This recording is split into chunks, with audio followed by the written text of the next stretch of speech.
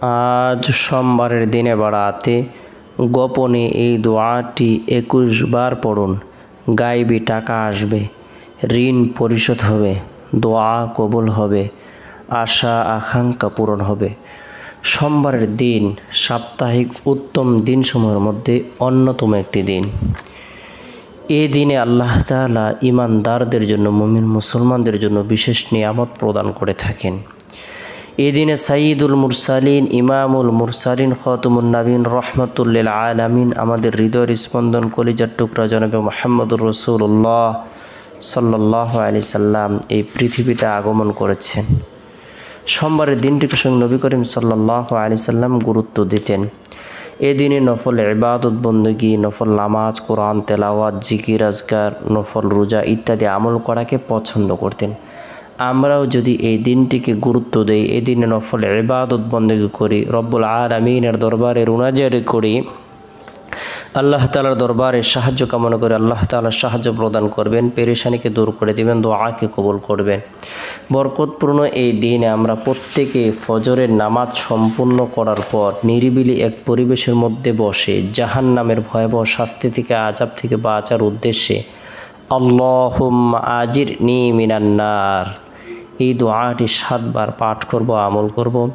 আল্লাহ তাআলা আপনাকে আমাকে জাহান্নামের ভয়াবহ শাস্তি থেকে, আযাব থেকে নিরাপত্তা দান করবেন এবং কি জাহান্নামের 7টি দরজা বন্ধ করে দিবেন।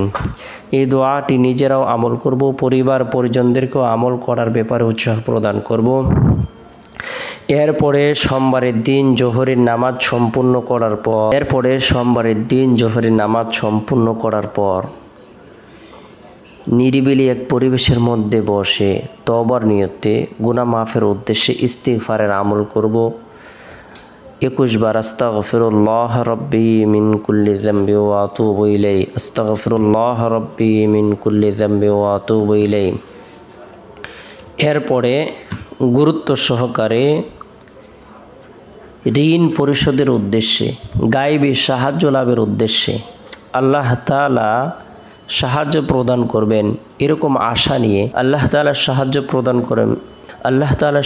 প্রদান করবেন এরকম আশা নিয়ে বরকতপূর্ণ এই দোয়াটি 21 বার আমল করব। আল্লাহুম্মা কফিনি বিহালালিকা আন হারামিকা আগনি বিফাদলিকা আম্মান সিওয়াক, আল্লাহুম্মা কফিনি বিহালালিকা আন হারামিকা আগনিনি বিফাদলিকা আম্মান সিওয়াক। হে আল্লাহ, হারামের পরিবর্তে হালাল রিজিক দিয়ে আমাকে যথেষ্ট করুন, আর আপনার অনুগ্রহ দ্বারা আপনি ছাড়া অন্য সব কিছু থেকে আমাকে মুখাপেক্ষী করুন। বরকতপূর্ণ এই দোয়াটি আমরা 21 বার আমল করব।